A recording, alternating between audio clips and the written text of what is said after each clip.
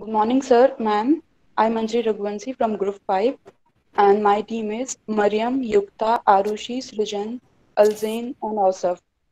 We'll be covering topic Introduction, Origin of India First Life Insurance, Vision 2020, Employees as Differentiators, Identifying Behavior Competency, Challenges Ahead, and Communicating the Competency Framework. Now I'm gonna start with introduction. In late 2015, the Chief People Officer Praveen Menon at India First Life Insurance Company, a joint venture with two public sector banks in India, faced a new challenge. The company's goal to become India's largest insurance provider and to be among India's five top insurance company by 2020. Although Praveen Menon was confident that he could complete the task, he needed to devise a plan, roll it out, and explain it promptly to the employees. The services offered by India's first life insurance company are first life insurance, second health insurance, third financial planning, fourth saving and investment, and fifth retirement planning. These are the services which India First Life Insurance Company offered. The challenges ahead. The challenges which are to be faced by company, these challenges are first employees differentiators, second competency framework, and third performance management system. The India First Life Insurance Company followed the model of bank assurance, uh, which means a relationship between bank and insurance companies, where insurance companies will deal with the customers of banks. Now, I would like Mariam to continue. Good morning, ma'am. Uh, Good morning, ma'am. I'm audible. Yes, yes, you're audible. My topic is origin of India's first life insurance. So IFLI was established in November 2009 as a life insurance company in India with its headquarters in Mumbai. The organization was a joint venture between two Indian public sector banks, Bank of Baroda 44% and Andhra Bank 30%, and United Kingdom of Financial and Investment Company, Legal and General 26%. In 4.5 months since the start of its operation, IFLI reached Rs 2 billion in revenue by selling insurance products, including plans such as life insurance, community insurance, term life insurance, and pension insurance. IFLI adopted the model of bank assurance and used the existing customer base of Bank of Baroda and Andhra Bank, working across their more than 9,900 bank branches spread across 1,000 Indian cities and towns. The IFLI was ranked 13 in fiscal year 2015-16. Now, I would request Srijan to explain Vision 2020. Hello, am I audible, ma'am? Yes, Rajan, you're audible. But you're not visible to me. Ashish sir and Anil sir, is it visible? No, he is not visible. Camera on कर लो. Just a second. Yeah. So, Vision 2020 was to achieve top their ranking in top five insurance company by year 2020. For that, Vishakha Maheshwari, their MD and CEO. So, for that, their MD and CEO Vishakha Maheshwari uh, introduced uh, their vision by uh, uh, Ma'am, Vishakha Maheshwari introduced their values by the theme securing life and creating value. It was to make employees understand what they can do to achieve Vision 2020 on their level. And other was the organizational values, which was think new, do more, be honest, and be helpful.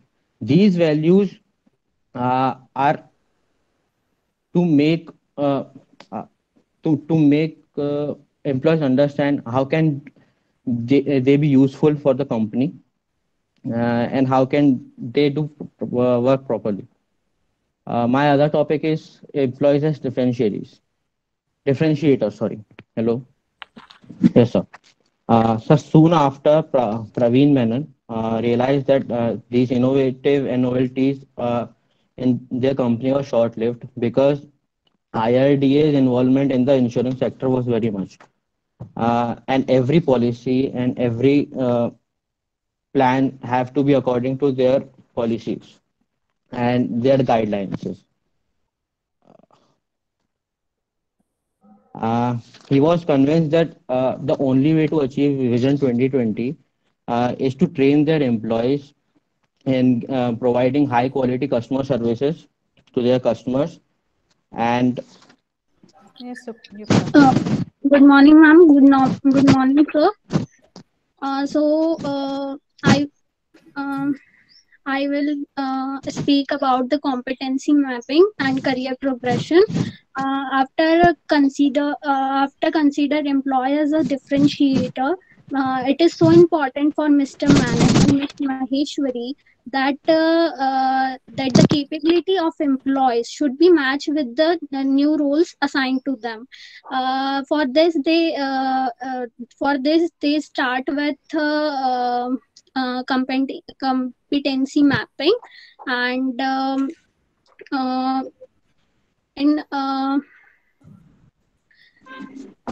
and competency mapping as a tool which help an organization to an alignment of individual development to the organic strategic objective. They start with the formation of CST, competency team system team.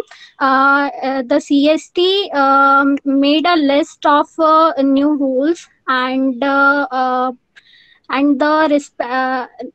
new roles assigned to the employees and their respective competencies.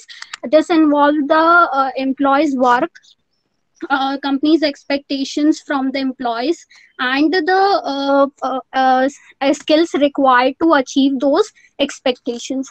After defining the competency and the new roles to the employee, they start with the company diagnosis and skill gap analysis, in which they determine that whether the employees had the capability or not, and if they had the capability, then how to reward them, and if they do not have the had the capability, then how to motivate them and push them.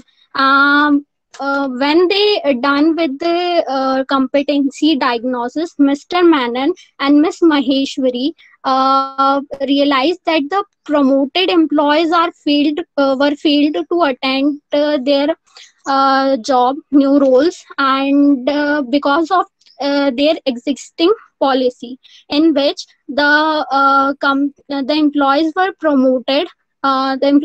promoted without the prior consideration of employees competency.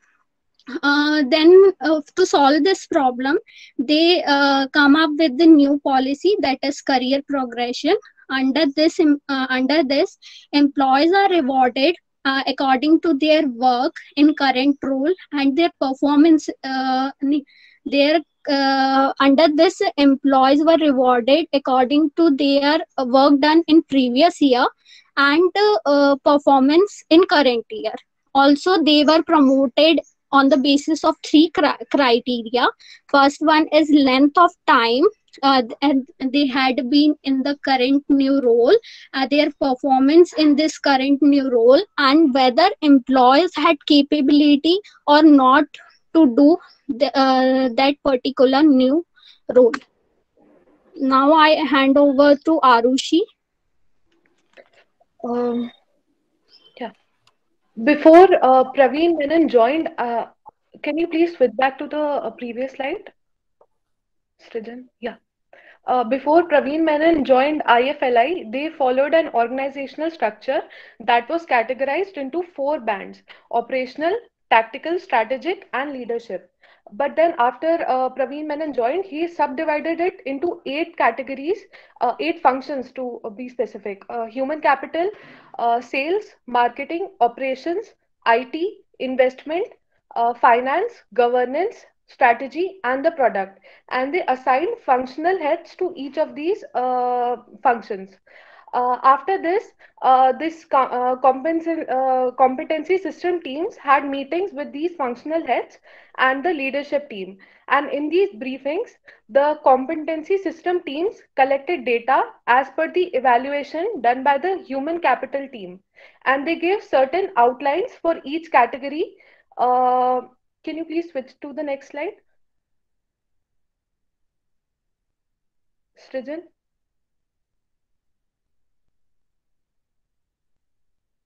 Hello? Yeah. These were the four bands, and these were the key competencies that was defined for each of them. At the operational level, it required planning and organization as to plan and execute the goals as per the leadership has defined. To be achievement oriented, so as to exceed the set goals and to in fact go above and beyond them. The next thing was to have an effective communication system that was a two-way communication, so that proper feedback can be taken and improvements can be made. At the tactical band, it required great analytical thinking and comprehensive skills so as to understand the issues at hand and to identify those problems that the employees face and to take corrective measures to overcome this threat. At the strategic band, it involved the capability to work on the ongoing issues, and it also involved on the passion of long-term development of the employees to retain them and to develop them for future roles as well.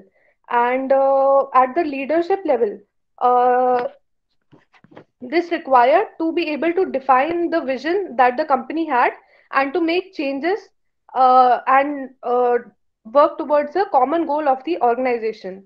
They should be able to create policies that make it easier for people to work and to achieve the goals that were designated to them.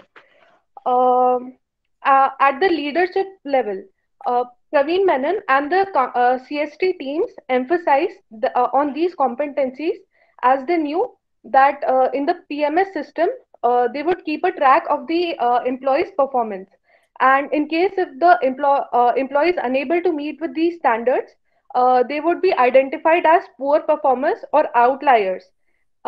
People were concerned about this approach as they were afraid that employees would lose their job. But the CST team continued to focus on the positive side and think of it as a developmental approach. Mr. Menon had special emphasis on the leadership competencies for the leadership band, as they would be the future. They would play a great role in the uh, development of future employees or the organizational leaders, and that would have a positive impact for the organization. Now I would like to hand it over to Osa. He'll take it from here. Good morning, everyone. Okay, am I audible, ma'am? Sir? Yes, you're audible. Yes, you're audible. Okay, so I'm going to explain the topic balancing and reinforcing loop for competencies. So I would like to start it with the with explaining the topic first of all. So balancing and reinforcing loop for competencies basically means balancing all the odds, and reinforcing means to strengthen all their loops for the future. All right. So it was the year 2015 when Mr. Menon and the company decided to stop using the bell curve system, and they now have adopted the balanced scorecard approach. So the bell curve system basically, in that system, they rank the employees according to their performance, and they promote them. And it was not kind of a good system for a company. And then they they get into the balanced scorecard approach, in which employees will be judged by their performance, and employees will be tracked as per their performance.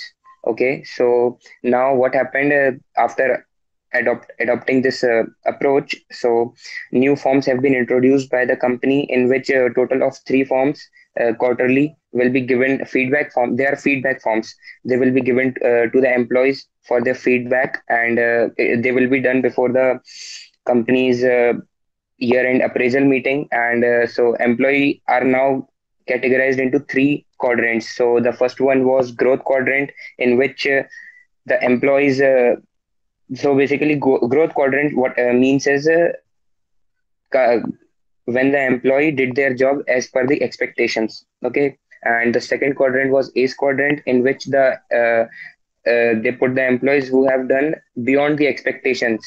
And the third one was development quadrant, in which employees are they put the employees who are not able to do their job as instructed. All right. So what Menon did was that he linked the performance management system (PMS) with learning and development interventions. So now what will happen? It will happen to identify the need for any competency development of an employee. So now they will be able to identify the need what an employee needs a development. All right. Now what he did is he linked performance management system to employ L&D, means learning and development interventions, with development quadrant. So the HR team will be able to see whether how they are performing the development quadrant, and they will be able to bat an eye on them. Means they will be able to see whether what are they doing, they are performing good or not, because the development quadrant is the one in which they need most attention. All right. And so this also uh, creates some meritocracy environment in the IFLI company. And now, so what a company did, they introduced total of 27 programs, each of 1 day, and it is given on the exhibit 3. And they are developed by Mr. Menon himself, and they are known as capability development exercises for employees, CDEs. Menon shared his thoughts with Mr. Kostab Parker, the the head of talent management at IFLI, that employees should compulsorily go under these programs, at least one program each year, as they are part of CDEs. And shared all 27 programs with the employees through human capital function at the company. And now what is happening, every employee is entitled to do one program each year, and they have to sign up for it, and it is compulsory to sign up for them. And their immediate supervisor will look into that program and forward it to the function, forwarded to the function head. Okay, so now what is happening? Every employee is entitled to do one program, and they are gonna enroll in each program for their development, and their immediate supervisor will going to approve this program for them. So this is basically what they are doing to for the growth of their employees and strengthening their employees' capabilities. Thank you so much. I would like to ask Alzain to continue with the next topic. Okay, so I cover up the points. So the my topic is communicating the competency framework. So there is a first one is a two-way communication. There is two-way communication. Mr. Praveen Memon shared with Mr. Parker the need of skills of worker in company, and he discussed the employees about the new job roles. So basically, it's so I describe the transparency when communicating with the employees about the new job roles and the competency required for performing in those new roles. I was clarify the thing first. IFLI, India's first life insurance leadership, is after confirming the employees and gaining the feedback from employees that IFLI would institutionalize the new roles in the competencies. So the last one is the feedback from employees. The feedback. Alzain, is your video open? Have you switched on Ma'am, your camera? there is a network problem when I put on my camera, so I automatically left this video, left this meeting.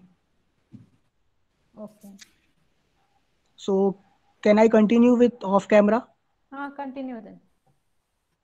Okay, so the feedback from employees, there are a lot of feedback from employees. So every employee given his opinion and share the difficulties which they are faced, and CST wants to knows they were evaluating employees for the correct competencies. The CPO, chief people officers, thinks about it. There are service offered the company. The five insurance companies are there: life insurance, health insurance, financial planning, and saving and investment. And the last one is retirement planning.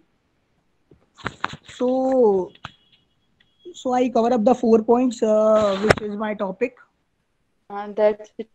This is the end of the presentation.